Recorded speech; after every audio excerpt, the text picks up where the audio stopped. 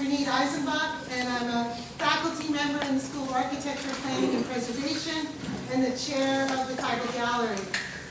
It is really my pleasure to welcome the School of Architecture here, our program in architecture, and also to welcome everyone on this really special occasion. So, I think I would like to start with saying a bit about how this exhibit came about, and then welcome our very special guests. In June of last year, not even this year, I happened to meet Denise Hofbaum, who's an architect who moved here from Brazil, at a party, actually dropping my son off. Usually I'm not the person doing carpool, but on this day I was, for a friend of his whose mother was Brazilian, and Esther's mother said, "Oh, I want you to meet my friend. She's from Brazil and she's an architect too, and she just moved here from New York." It's like, great. Within 5 minutes or 10 minutes as we started talking, we kind of zoomed in, realized we had a lot of shared interests, and very quickly in the conversation, it came up that Denise had organized a wonderful talk for AIA New York on the architect Lina Bardi. I was so excited, because I had the opportunity to learn about her work through editing a journal a number of years ago, where Catherine Bakos, who's one of our guests and contributors to the exhibit, had contributed an article. This was the beginning of June, and then a few weeks later, Denise had reached out to the Brazilian embassy, and then to the Italian embassy, and the list kept growing.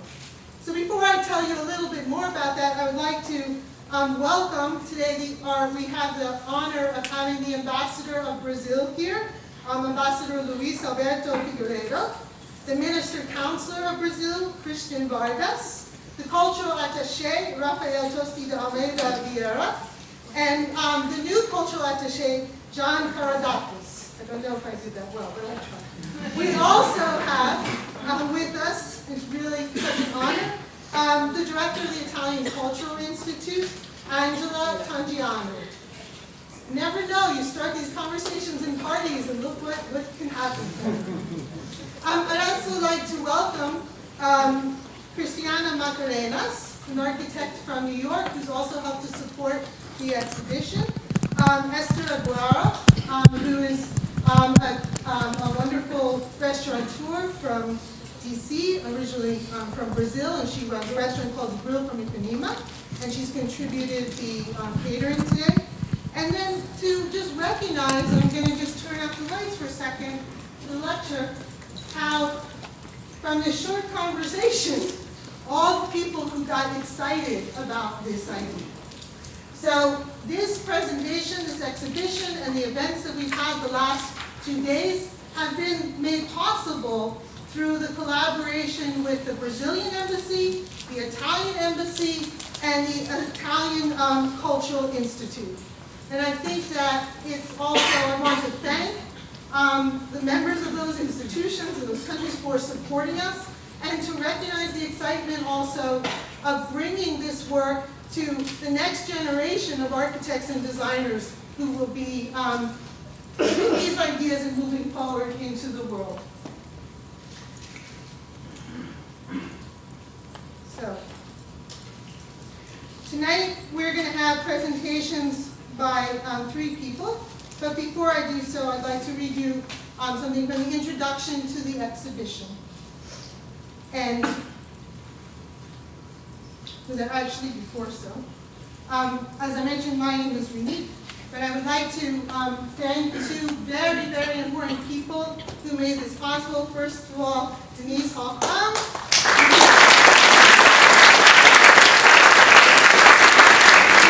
Without her incredible spark and enthusiasm and work and energy, none of this would be possible.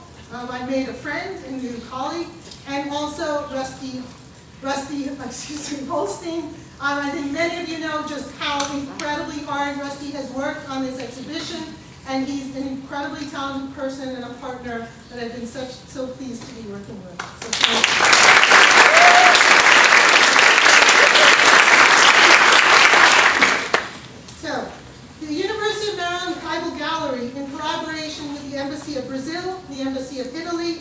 Italian Cultural Institute, and the Institute Lina Bo and PM Bardi presents the exhibition, Lina Bo Bardi, To Teach is to Construct, a celebration of the work of the Italian-Brazilian architect, theorist, and educator. It is a rare opportunity to create this combined curatorial program and exhibition design in Bo Bardi's favorite habitat, around students and young professionals with fresh and creative minds.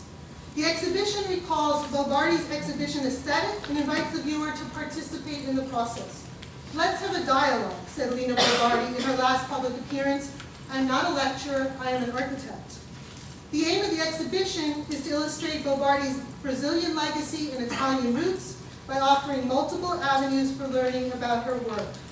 Arguing against building dichotomies between past and present, practice and theory, and architecture and building, Lina Bo Bardi insisted on overlaying a new humanism shaped by an ethical architecture where the design is, in her words, a mediator of man's way of life. Bo Bardi transferred her experience of cultural traditions into architectural constructions, reevaluating the vernacular and reaffirming the African roots of Brazil's Northeast. Her firm positions, sometimes contrary to the conservative majority, opened up new dimensions for architecture in the city, paving the collective conscience of local culture. This exhibition and related events provides an opportunity to introduce and provide interest in Bo Bardi's contributions to design, while highlighting the ways her ideas are both current and insightful. Focusing on humans as the protagonists of architecture, author, designer, teacher, architect, political activist, Bo Bardi's work builds bridges and challenges and inspires us to rethink our disciplinary categories, curricula, and pedagogical methods. I'd like to take this time to introduce our three main contributors to the exhibition, who will each speak in the order in which I introduce them, and then we'll have a little bit of time at the end for a conversation, for questions, and it'll be followed by a reception. Zoller Lina is the author of the acclaimed biography Lina Bo Bardi about the Italian-born Brazilian architect, with several worldwide lectures and deferential reviews, including one in the New York Review of Books. He has contributed extensively to national and international journals, museum catalogs, and book editions, and is co-editing a forthcoming anthology of texts by architects from Latin America in the Museum of Modern Art. He is an architect, scholar, and professor at Washington University in St. Louis, and has served on several curatorial advisory committees, including the Museum of Modern Art, the Museo de Casa Brasileira, the Los Angeles County Museum of Art, and the Johann Jacobs Museum in Zurich. He also practices drawing, painting, and printmaking, and has participated in several exhibitions, including the current traveling solo exhibition, The Architecture of Drawing.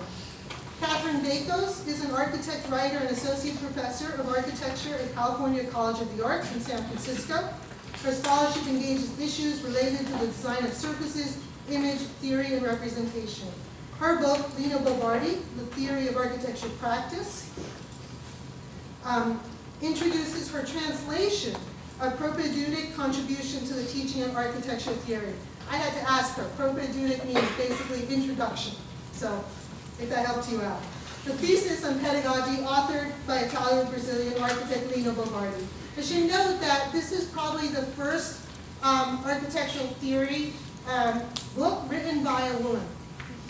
Bakos has been invited to present her theory, her research at many national and international conferences, including Palm Springs New Art Museum, the Bruce Scott Creative Architecture Forum, the Albert Alto Research Conference on Modern Architecture, and Lina Bo Bardi 100. She is currently the chair of the Interior Design Program at CCX. Paul Clements is an award-winning photographer and artist exploring the cross-section of design, art, and architecture. He exhibits in the International Fine Arts Circuit, from classic black and white prints to cutting-edge, large-scale photographic urban installations, participating in events such as Fuori, Salone in Milan, Art Basel, Design Miami, and the Venice Architecture Biennale.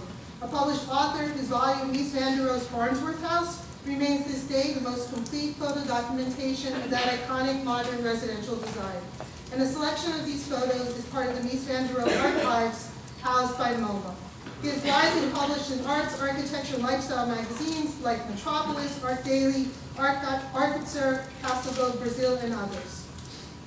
Archiphoto, the architecture photography, this Facebook photo blog quickly became a photography and architecture community with over 750,000 followers worldwide. An architect by training, Clemens is originally from Rio de Janeiro and now lives and works in Brooklyn, New York. And so if you please help me welcome our guests and our speakers.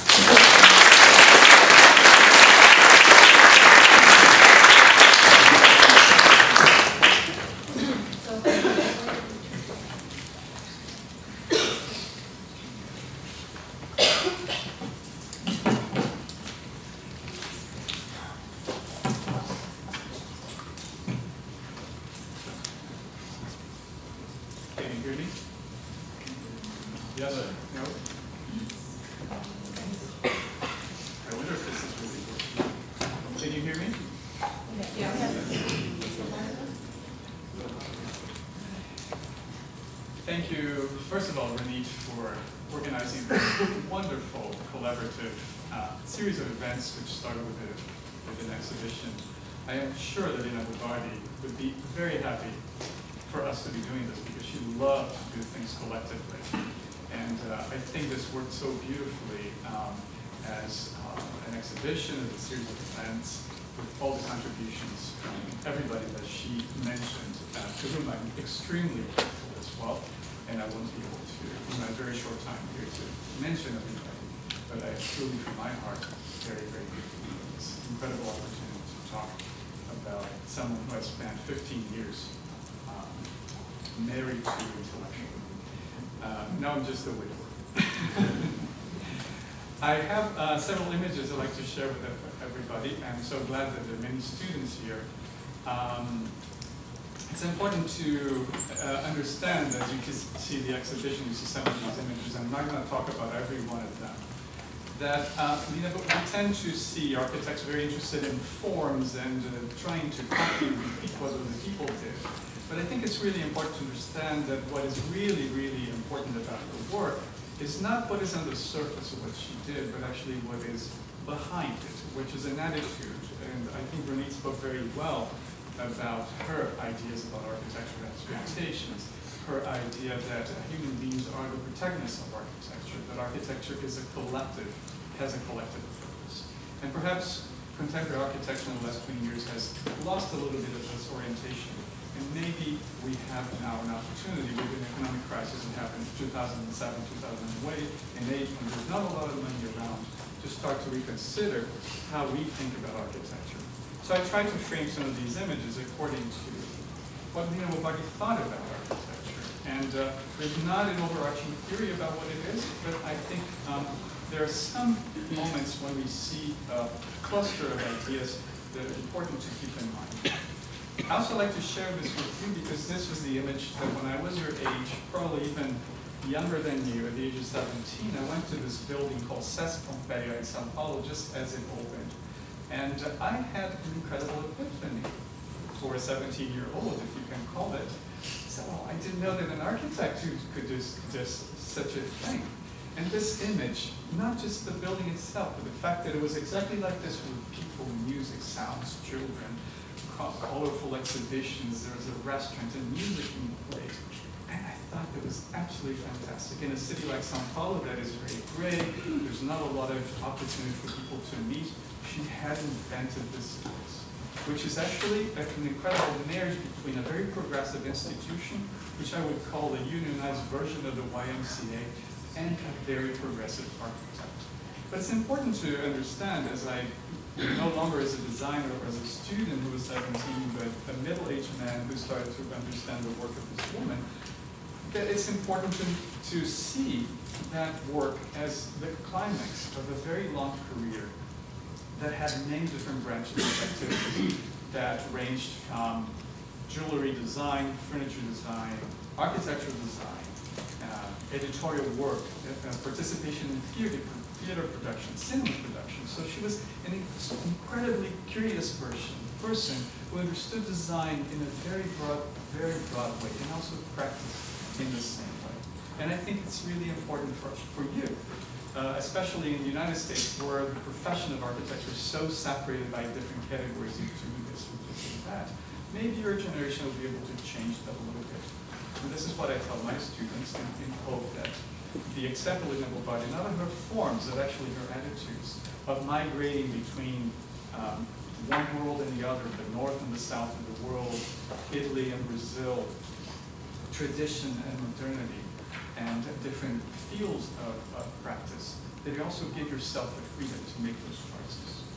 So becoming an architect to her, which happened in Italy and during the fascist regime in 1930s, was very interesting from a few aspects. One of them is that she was exposed to a very conflicting culture in architecture where there are many ideas on the table and people were defending them from traditional point of view, from the idea of modernization and rationalism that was coming from the Bauhaus in the north of Italy, and also interests in different kinds of traditions, being classical tradition, but also rural traditions. And she was exposed to all of this education in the late 1930s, and she started to, she presented this work, which is her graduation thesis, which contains many of these elements.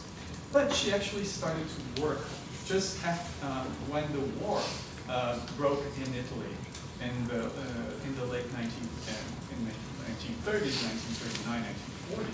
And she always said that she had decided to be an architect when things were destroyed and they were not built.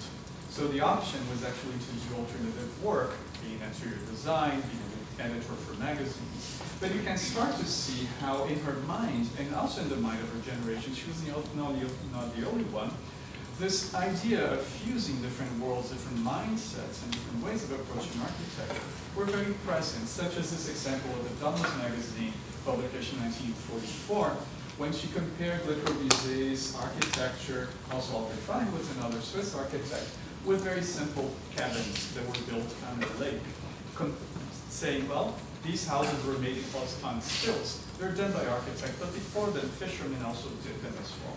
So there's this idea of infusing traditional architecture with the same tenets of modernism or of rationalism. So this dialogue was always present in her generation's mindset, but also in the mindset that she brought to Brazil when she moved to it after the war in 1946, following her husband, whose name is Pietro Maria Bardi, who was a very polemical and interesting man who went to Brazil and ended up founding the largest Brazilian art at that time, called the Museum of Art in São Paulo, which compares more or less for the moment because it had very strong ties with Nelson Rockefeller and the Brazilian idea of philanthropy at that time. She arrived in Rio initially. She spent there 6 months. She was absolutely enamored with the city. She never wanted to leave it, but because her husband moved to São Paulo, which was an industrializing city at that time, to found this museum, she followed him. And there she found a very strong culture of architecture and modernism that thrived between these two cities. For those of you who are not very familiar with Brazil, São Paulo and Rio are very close, but they have always maintained very strong and different cultural lives. And while in Rio de Janeiro, which was the capital of Brazil at that time, there was a harder concentration of the intelligentsia of modernism, São Paulo also had a blossoming architectural culture that then was the one that she had a stronger dialogue with. From the very beginning, what we're going to see is that idea of an architecture that fuses different attitudes and different mindsets and also vocabularies came out of hybrid architecture, as I would call it, that you can start to see. For example, in the museum that she produced, there was a museum that was placed in an office building.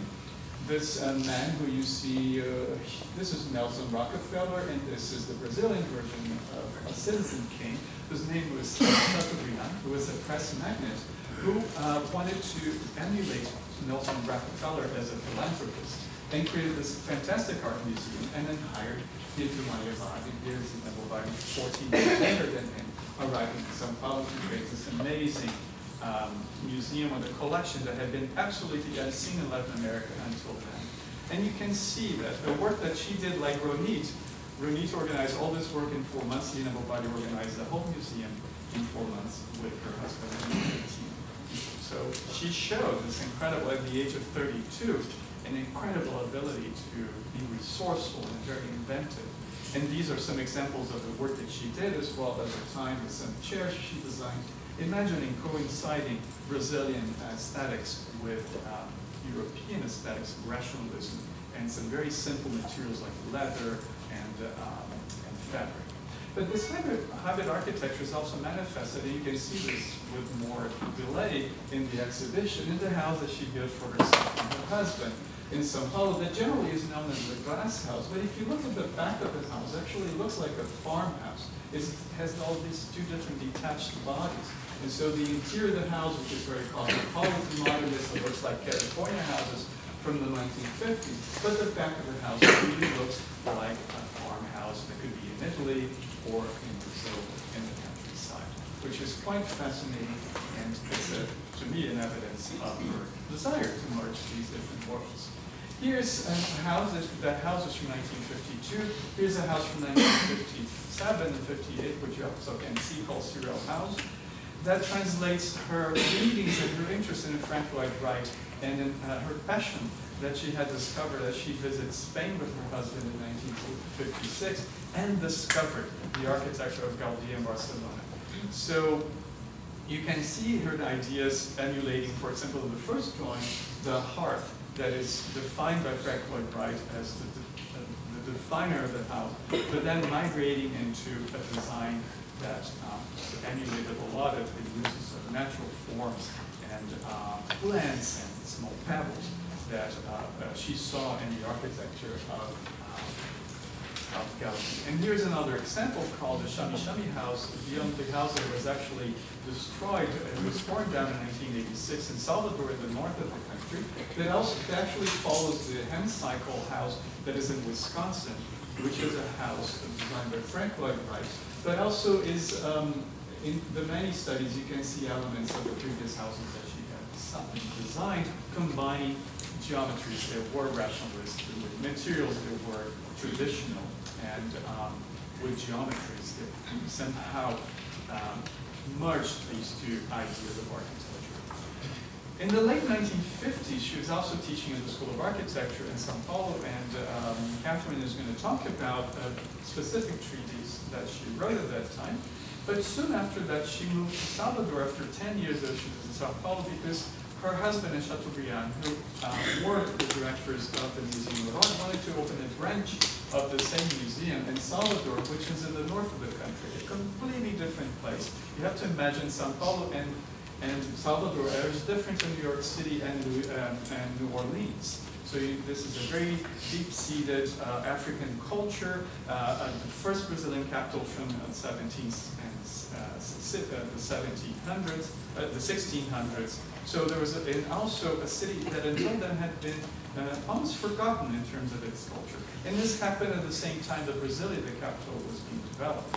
So Brazil had a president whose name was Juscelino Kubitschek, who had two big plans in mind. One symbolically was to build a new capital, and the other one is to develop this area of the country, the Northeast, which is a little bit like the south of the United States, that until then had been considered very underdeveloped, and he created several programs to industrialize this area of the country. And Lina Bardi was sent by coincidence to this place, where she started to realize that actually there was a culture that was being erased by this process of modernization very quickly.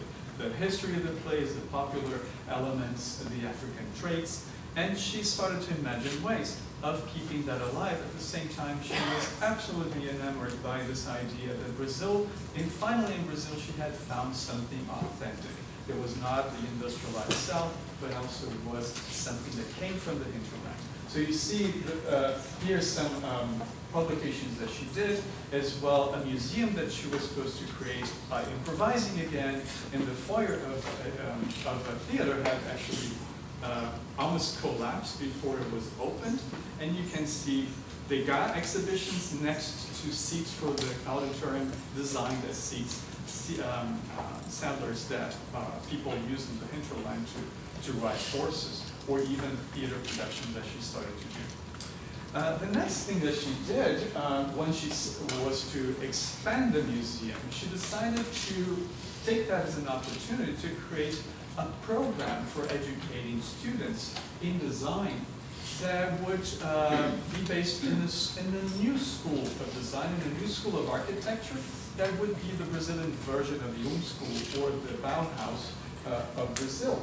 In a way, as she said, to be connected to the international cosmopolitan world, but have a kind of an anti or a counter model to the Bauhaus. And her idea is to call it a museum of the popular art.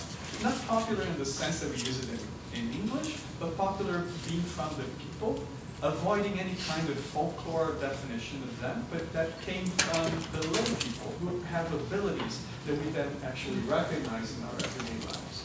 So the idea of this museum was to collect all this work that was, in her understanding, authentic and genuine, and use that as a library for students to understand and also be in contact with the people who produce them, to be able to then produce a Brazilian design that was coming from its own deep roots of this part of the country.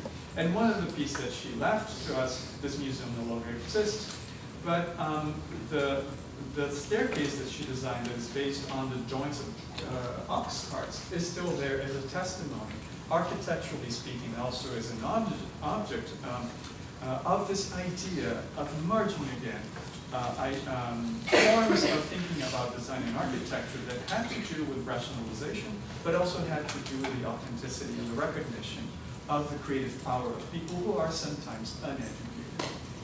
And after this project was canceled by a dictatorship that started in Brazil in '64 and ended in '88, she went back to São Paulo to complete a work that had started in '57 and took 12 years to finish, which is the creation of the Museum of Art of São Paulo in its permanent facility in what is called one of the downtown areas of São Paulo. And you see this incredible structure that you can see in more detail outside.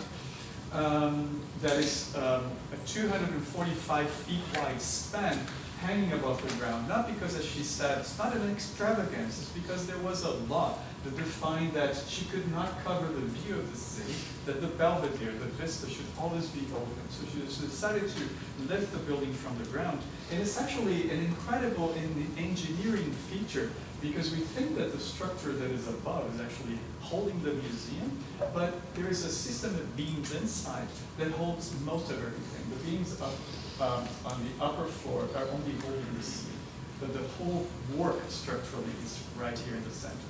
And she was fascinated by this, also because it was built with very, very simple technical means and uneducated labor. So you can see, and to me, to my pleasure, and I think to hers, the construction of the scaffoldings in eucalyptus trunks are just as beautiful as the final structure itself. So in this time that she had this challenge of building this, she started to think very deeply about what it meant to design architecture, even if it was enormous, large, grandiose architecture with simple means.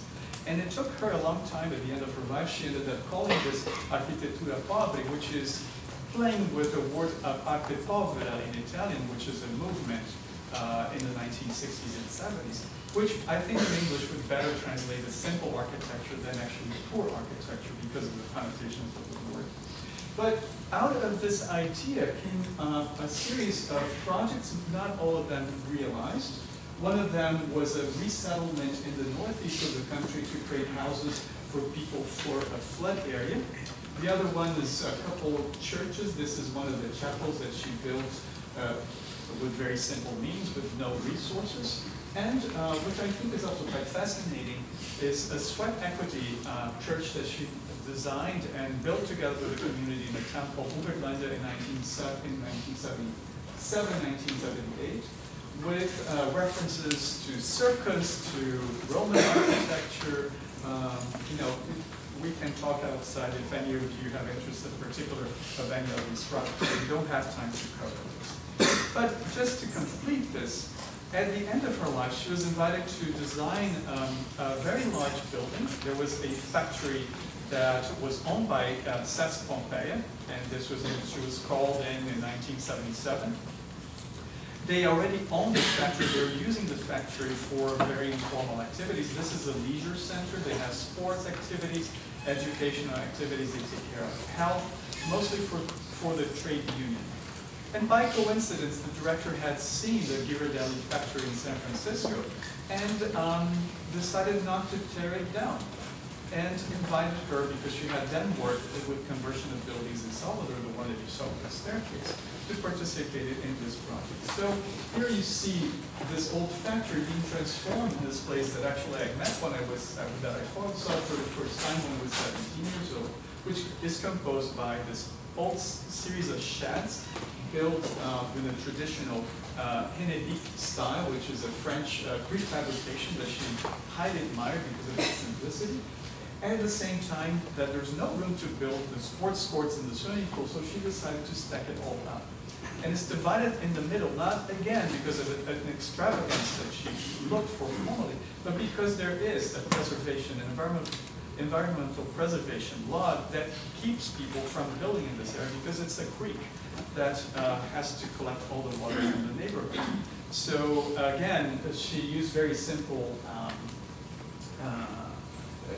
concrete structures done in a quite grandiose way. And ended up producing a work of architecture that makes reference to many different other architects, Italian architects, including Bardi, who had designed the satellite cities outside of Mexico City. So these towers, in her understanding, were also a tribute. But inside of these forms, this brutalist concrete, they many times have very delicate and tactile and details. It's full of life, and I think that that's one of the very successful aspects of this place, because as I said, it's a marriage between an incredible institution and an incredible architect.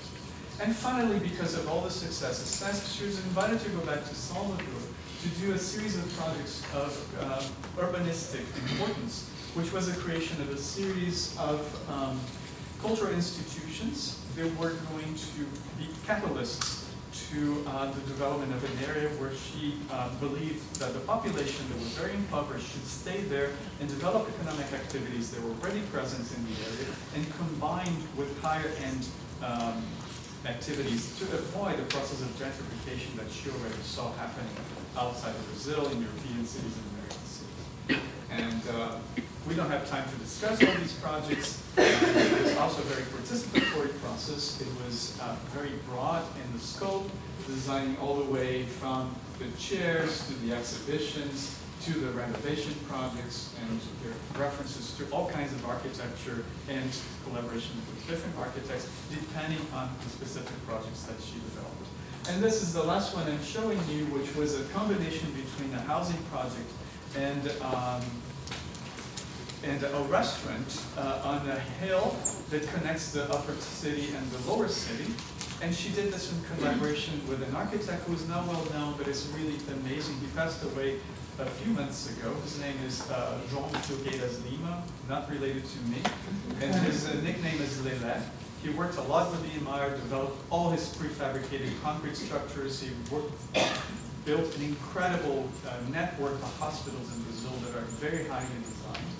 And he developed a system of prefabricated elements for her to use to contain the buildings that were falling down, because Salvador had been basically abandoned, and she called it, what happened to the city had been a voluntary earthquake, that people had all this Brazilian heritage architecturally and historically falling apart.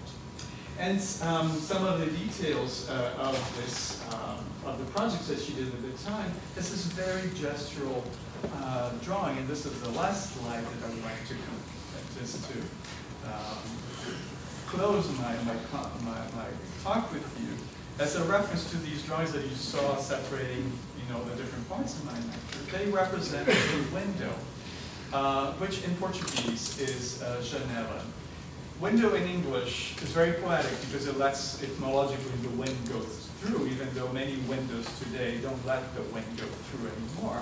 But I think what is really beautiful, in particular to the word in Portuguese, is that janela comes from the word or the god, the deity, the Roman deity, Janus or Janus, which is the deity that represented the beginning and the end of things. It's the god that gives the name to the month of January. So January and janela in Portuguese have the same origin. It's the first and the last. It is the threshold between one world and the other. It is the place where things connect. It is the place where something begins and something ends. And I think it's really wonderful to think about her architecture poetically and metaphorically as this attitude that is an open window. And I would like for you to think about it. Thank you so much.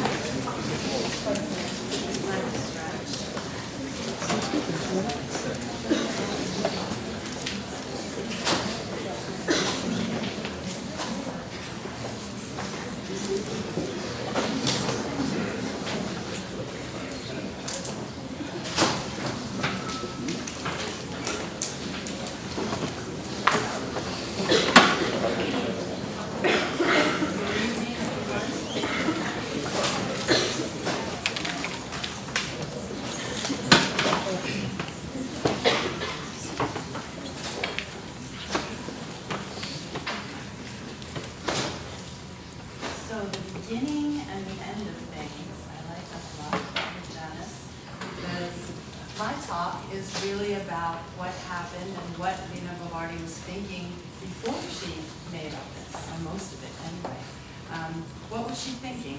What did she think an architect should know?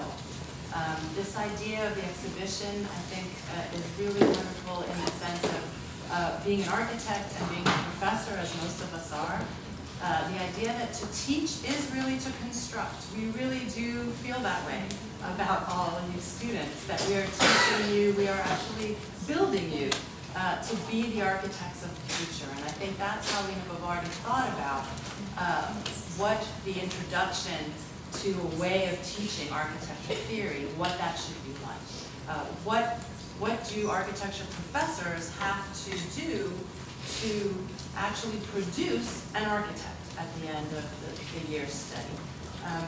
And so this text that I just became really curious about was very, again, coincidental. I went to the Institute, I got the text, and I thought to myself, wow, I should read this.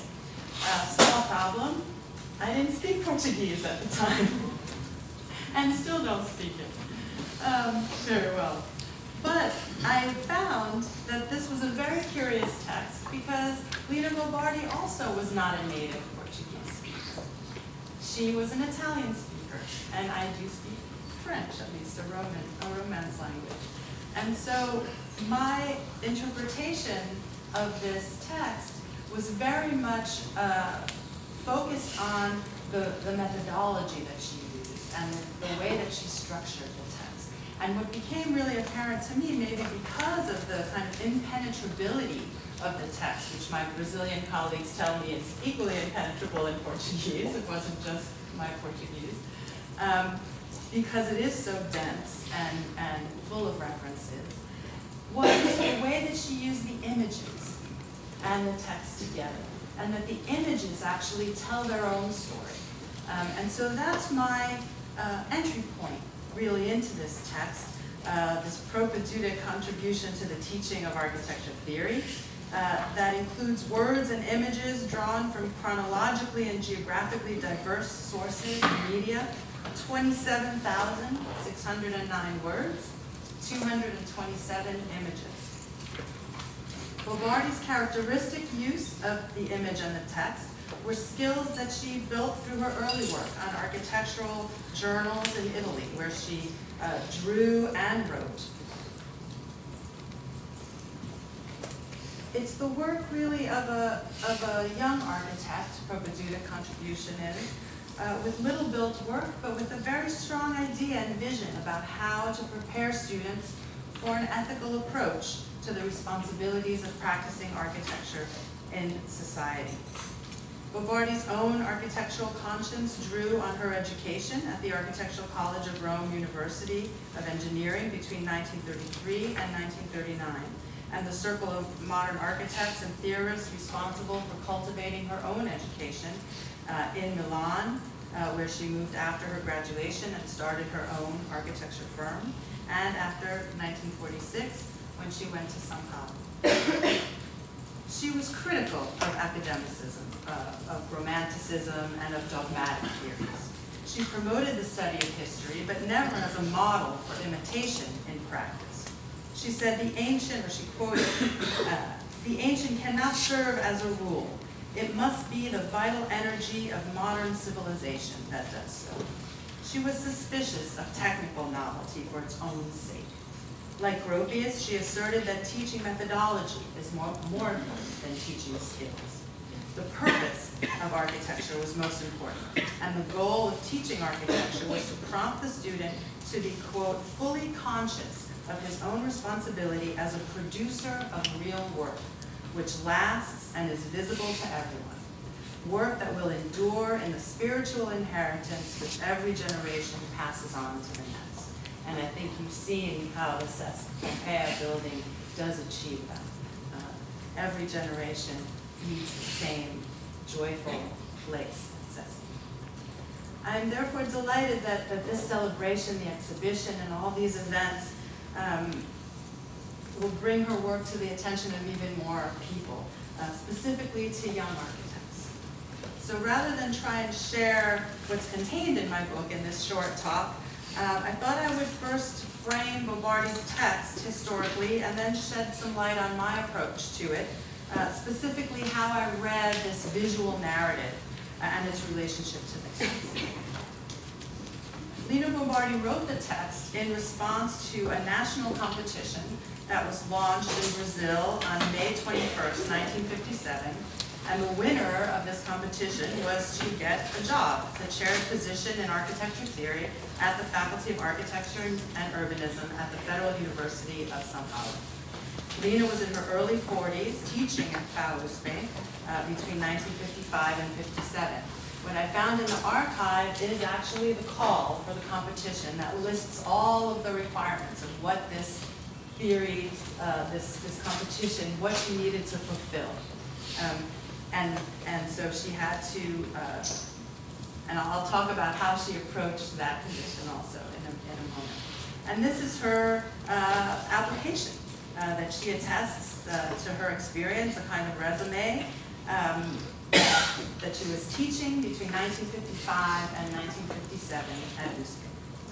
And so just to shed some light for the millennials on what was happening in 1955 and 57, I also noted that in this text, she cut out an article from the New York Times where she was in New York in March of 1957. And so I went and looked through what was in the Times. It was a Sunday, and here are some of the headlines from the New York Times paper, Sunday paper, March 1957, that caught my attention anyway. This is a headline. Mother will get BA with honors. Graduating from college as a woman made headlines. And then in the article it said, husband helps caring for Philip, 3, and Stuart, 18 months. Wow, it's in the paper. The husband helps. Also in the paper, a working girl. 3 out of 10 married women are now working. 4 out of 10 have children. 9 out of 10 women have worked at one time or another in their lives.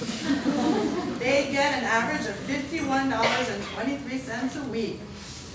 Equal pay for equal work legislation is pending. 22% is still pending. Still pending.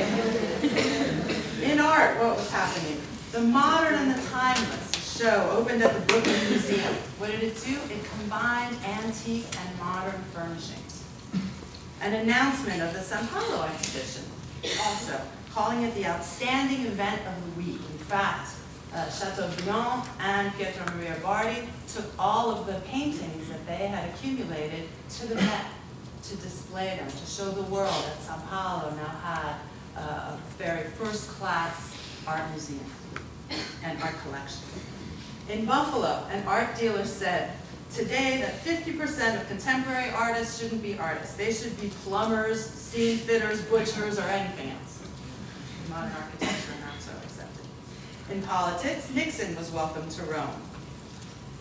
In Brazil, an emergency force helped to bolster the Egyptian force near the Gaza Strip, and El-Anish returned to the control of Egypt. In Salvador, floods drove 5,000 people from their homes. In New York, at MoMA, Henry Russell Hitchcock opened Latin American architecture since 1945, the exhibition and publication which toured internationally. Frank Lloyd Wright had the Guggenheim Museum under construction. Arthur Drexler was the head of architecture and design at MoMA. And when Lina, Bardi, and Flavio Mota went to launch a showing of the Mosque collection at the Met, it was at the same time that the Museum of Primitive Art was founded by Dagna Paul, vice president, Rockefeller, and the Gaudí exhibition and publication by Henry Russell Hitchcock. And she included all these images in the Procuratura contribution.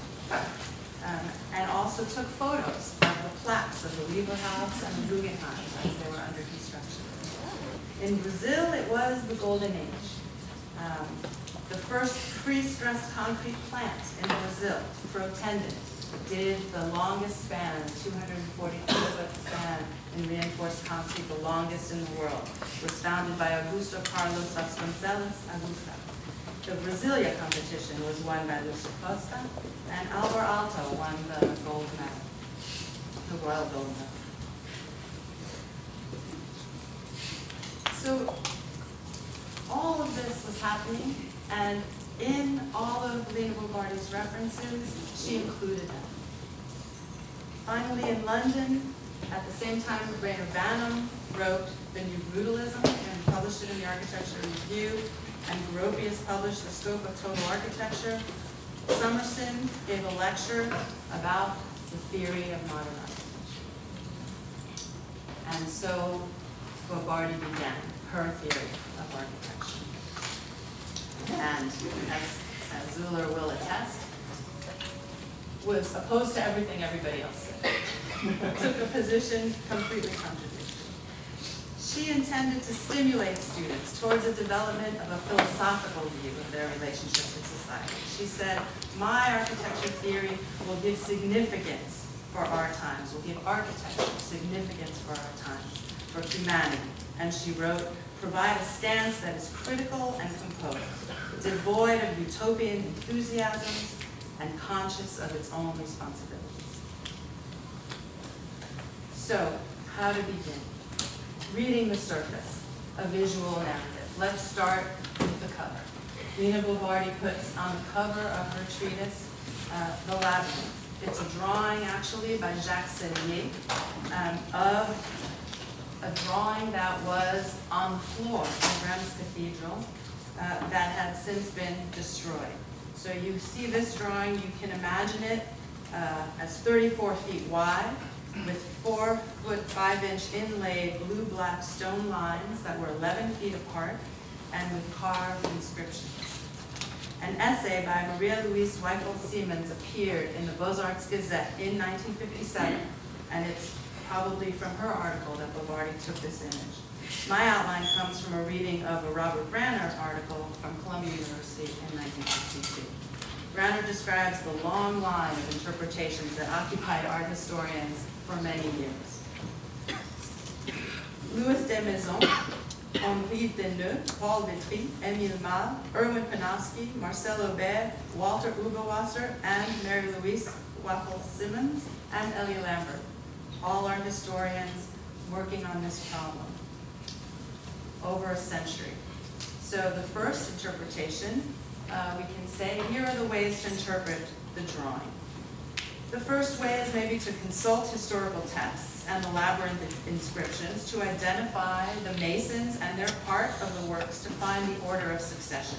You read the image as told in the text. You start with the known year of completion, the known lifespan of the masons, tax lists, known campaigns of construction, and you come up with what Louis Desmaisons came up with, that the way that you read this is counterclockwise.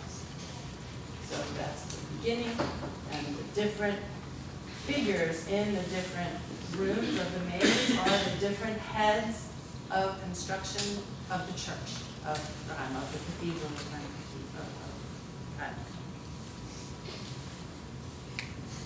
Another way is to contextualize, to use historical artifacts maybe from the church itself, the materials, to use the text and the analysis of the labyrinth and of other labyrinths, to take into account the time each part of the construction would require, for example, that the roof might take longer than the nave, that there were interruptions maybe in the historical chronology that were caused by wars or lack of funds, and match that with the lifespan of the masons. That's what Henri Deneux did, and he came up with a little bit different interpretation. And so graphically, his goes the opposite way. It goes clockwise.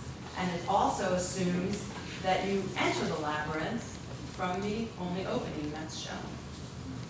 So it would make sense that you enter and start with one on this side and go around this way.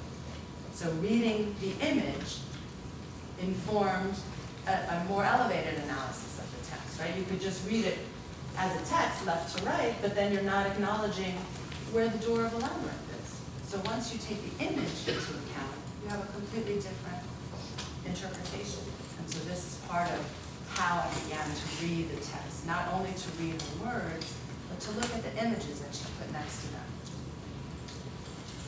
A third way is to analyze the labyrinth itself. The order of succession is the order of the maze, clockwise, and to understand the physicality of the labyrinth image, the orientation of the labyrinth, the direction that people were moving in the space, and perhaps the effect that they have on the space. So looking at the drawing maybe, but not trusting the inscriptions. This is what Erwin Panofsky brought up. He said, well, you know, it does say the Roman numeral 8 here, and it makes sense that it would be in this order, but you know, people walked over that. People walked through the labyrinth, they walked over and over, so maybe one of those ones got erased, and maybe it's really a 7, right? But Sellier just saw what he saw, and he drew it, but maybe it was a mistake. Right? So clues from the image, deciphering the symbols that appear with the figures to discover which part of the cathedral they were responsible for. And then Erwin Panofsky brought for the first time this curiosity about the missing head of the central figure. Why does the figure in the middle have no head? And he understood that as a metaphor. He said, because in the churches in the labyrinths, consistent with maybe Lina's collective idea, there was no single architect, right? It was the kind of unknown first architect, that it was really no one person who was responsible for the cathedral. It was these generations of masons. So once we established this method, and of course the final one, Marie-Louise Riefel-Simmons, that in 1957, the year that Lina's reading this, includes that number 1 and doesn't start, I should move the arrow, doesn't start from the outside of the labyrinth, but actually starts from the interior of the labyrinth and moves around clockwise. And so this is the now accepted order of completion of the church. So once we establish this method, again, just as a kind of explanation of this idea of the visual narrative, once we establish this method, Lina's text begins to convey meanings beyond the words themselves.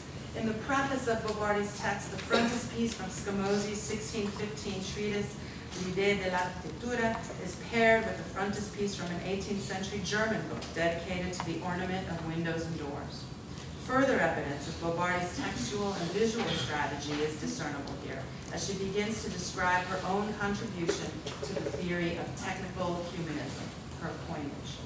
She selected Scamozzi's treatise because of its articulation of the architectural discipline as both art and science. Scamozzi's text is a paradigmatic example of the 15th and 16th century Italian humanism that Bardi tried to champion. She distinguished it from what she referred to as the pseudo-humanist transcendentalists of the Counter-Reformation. Scamozzi has been described as equally at home with the literati and the scientists, a scholar who displayed a tour de force of humanistic culture within his analytical method. Additionally, his is the first treatise to provide an exhaustive index, which, with other writings, literally offers a genealogy of his thinking, often deliberately displayed to the reader as a demonstration about making theory. Scamozzi prints his thought process. By selecting Scamozzi's treatise for her preface, Bardi leaves no doubt about the historical precedent on which she builds. The meaning of Scamozzi's text, or Scamozzi's design for the frontispiece, is given in an article from which Bardi draws the images for the first pages of her treatise, Poet and Architect, the intellectual setting of the quarrel between Ben Jonson and Indigo Jones. Its author, D.J. Gordon, points to Ripa as the source of the figures on the proscenium pictured in Scamozzi's frontispiece. By these two, all works of architecture and engineering have their perfection. The figures, Gordon tells us, represent the union of theory and practice as the basis for these marvels of the architect's art. The portico that you'll also see outside in the gallery says, "Let no one ignorant of the liberal arts enter here." And Bardi appropriates it and represents this warning with good cause. So be warned, this is dense. The sheer number of scholarly references in Bardi's text often seem overwrought and superfluous, displays of erudition rather than a meaningful content for the argument put forward. Likewise, the images often only make sense when they are interpreted in relation to each other. Like Scamozzi, she too prints her thought process. In fact, this is one of the main reasons why this collage-like assemblage of citations and images impossibly juxtapose textual sources from Aristotle to Zevi and image sources from 12th century France to 1957 New York has been almost entirely neglected, with only a passing reference to it by contemporary Brazilian scholars writing on Bardi. It appears superficial. It resists a focused linear reading and easy synopsis. Another interpretive methodology is needed to make sense of it, one that takes account of what is stated, what is pictured and cited, what is not, and why. Methodology, as Gropius held, is key. In the definition of theory, Bardi includes art and science, tradition, and taste. Practice she defines as the application to theory to materials and climate, to the needs and the customs of the present. Needs are determined through direct investigation and include both practical and spiritual ones. These are addressed by terraces, play areas for children, gardens, panoramic views, for example, and the architect cannot ignore these things, she says. They are essential requirements to develop of the lives of the inhabitants. They give a sense of purpose to an architectural work. Bardi was interested in what she called valid realities. For the architect, this meant solutions within the limits of real possibilities, rather than sterile desires based on ideological or literary suppositions. Achievable structures and plan organizations conceived according to a natural order. So this tells a little bit of my process trying to translate, interpret, and find the references for Bardi's text, to trace those to the images, to understand the intellectual circles in Italy that were at that very moment also using image and text in unprecedented ways. Really the experience of reading and looking carefully at the images, of following the footnotes to the original sources and to the family of thoughts they represent is what engages the reader. And that's exactly what we were going after in the exhibition, to spatialize the text, to think of it as a space that you can enter. You move in the text, and I hope in the exhibition, from one area of intense detail to another, mapping a territory rather than creating a kind of illusion of depth. The point is not to position a kind of omniscient reader, but to guide her through the terrain of the subject matter. In addition, the method for constructing the work, the words and the images together, put the reader into the space of the subject being discussed and prepare her for a role in defining it. In school, it is not sufficient to merely teach architecture. It is necessary to transmit the enthusiasm of the predecessors and masters to the students. Bardi did this by positing an equivalence between the teaching of architecture theory and the construction of the building. Like the surface of a building, the surface of a text constitutes its perceptual reality. The surface creates the effects that the building produces. The effect of Lina Bardi's text, written in Portuguese, using Italian syntax and references in French, German, and English, is, like some building surfaces, impenetrable at first glance.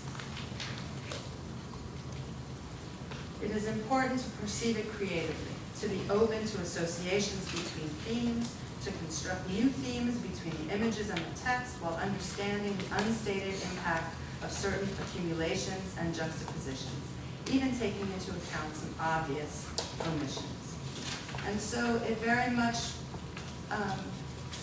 is a counterpart to the way that she edited Habitat, the magazine that she and Bardi had together, using images and text, juxtaposing work from the Northeast with work from Europe, with modern art and craft, with things that were made in Brazil, that you're really reading the juxtapositions. You're reading it as a collage.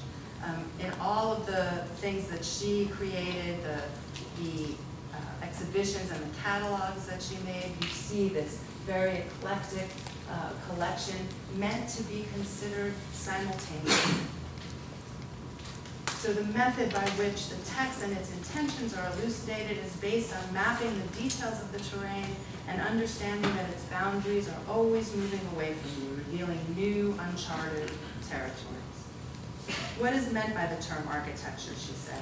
At first it might seem safe to limit it to the art of construction, in a narrower sense to the construction of buildings. But architecture is almost implicitly every type of structure and representation, from the structure of rocks, the skeleton, the infinitesimal figure of the atom, to the appearance of the spheres that compose the planetary systems. She was very influenced by Zevi towards her organic architecture, also by his book, How to See Architecture, but at the same time was very antagonistic of his proclamation, very familiar, that space is the protagonist of architecture, as Zevi said. And Lina said, no, man is the center. Humans are the center. She admired Le Corbusier. She used this transparency in the museum, seeing things through other things, juxtaposing images that had similar constructions. She initiated an idea of the didactic exhibition of the history of art. She also created vitrines where she put together typewriters and whiskey bottles, Chinese vases, and medieval pots. These are the things that she wanted to see, to show people and show how there were both differences and similarities with these objects. And so outside in the gallery, you'll see the reading of the preface, which I won't go into here, but I hope that you'll read outside and experience this for yourselves. The idea that she had of organizing the theory of architecture based on these visual images, these kind of contradictory images. She starts with the Cataclysm by Leonardo da Vinci, followed by the images of three allegories: theory, practice, and design. And so you read the text, and that's about what architecture, how architecture theory should be taught in schools. And then you look at the images and you say, oh, I see. There's a crisis, there's a cataclysm, there's a crisis in schools of architecture. And to begin to clear the cataclysm, we must understand the nature of theory, of practice, and design, and their interrelation. So theory, she says, is a young woman looking towards the sky. Practice here is an old woman looking down, supported by the compass and the rules. She's concerned only with sensible experience, working from particular to universal, rooted to change and to the earth. And theory is concerned with reason and the operations of the intellect. Practice with the operations and movements of the senses. The former contemplates the highest causes, the latter investigates the lowest effects, so that one is the summit and the other the foundation of the whole fabric of human discourse.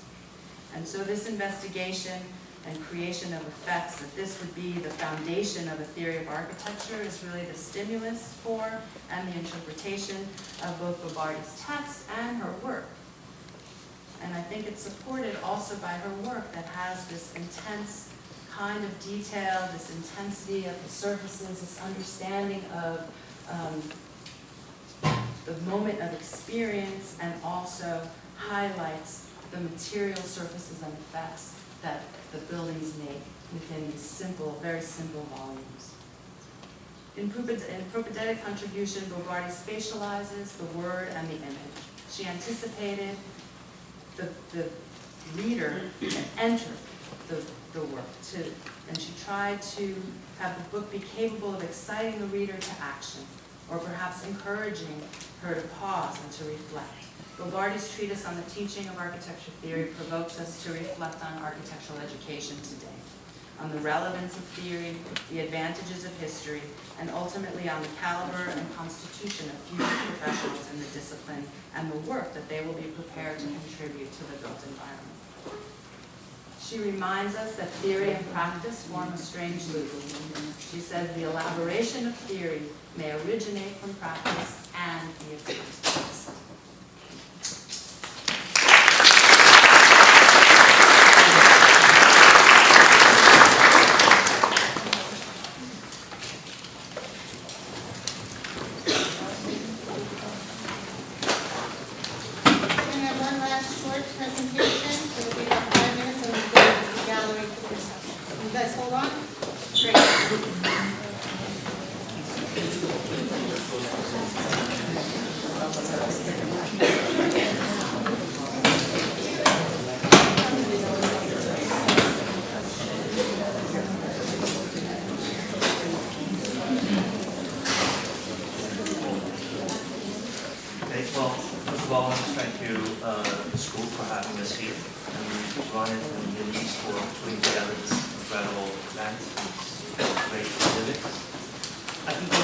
Of the exhibit is how all different contributors' contributions complement each other, and one continues where the other one was just leaving off. So on that note, I'm going to continue from where Catherine was leaving, and my brief presentation will expand and be a closer look at this visual narrative of Lina Bardi.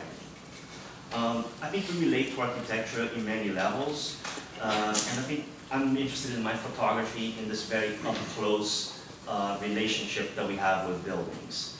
And so the photos that I picked here, I believe, tell a little bit of that angle in relation to Lina's work. The first image, it's a detail of the water tower at Seschi Pompeii, the tower to the left there. And this image for me tells a little bit about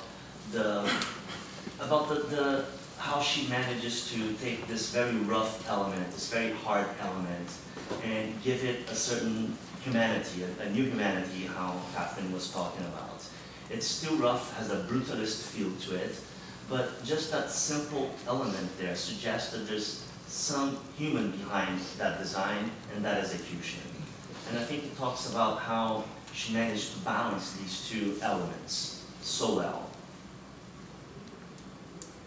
And in here we see that as well. There's that column that looks, I mean, it's hard to place when exactly that could have been done. You could say that was in the 30s, the 40s, or maybe last week, next to the more traditional shape. And I think that's one of her genius, how she managed to balance the different elements. Then this is probably, I think, the image that most maybe epitomizes all that's been said here about her work, where she respects and incorporates the popular culture, religion, mysticism, and still design and nature. In case some of you don't know, the plants on both sides, in Brazil, they're actually called St. George's spades. And they're supposed to keep the evil eye away.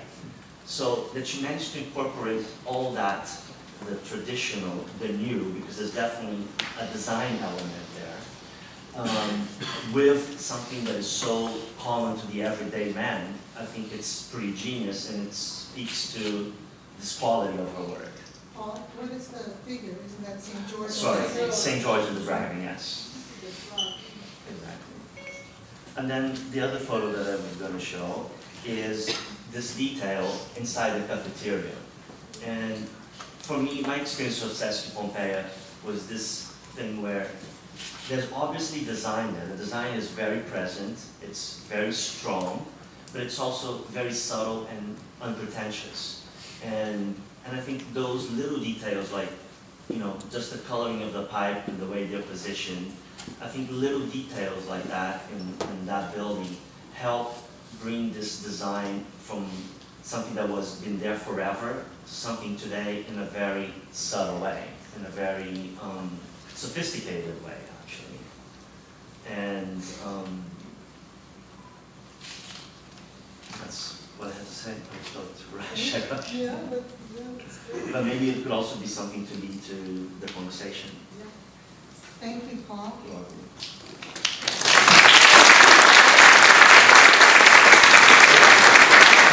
So I'm aware of the time we had planned to have a conversation here, but I think that perhaps it's nicer for us to continue the conversation in the exhibition with the reception that's planned.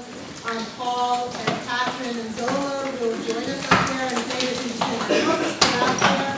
The exhibition's up through January 8th, and I hope that, and there's also books there. It's also going to be a library. The books of both Lina Methods and the books about her. So perhaps it's a way to think that all of those things come together, and you'll enjoy the space of that exhibit over time. And things that come talk to us, we don't bite.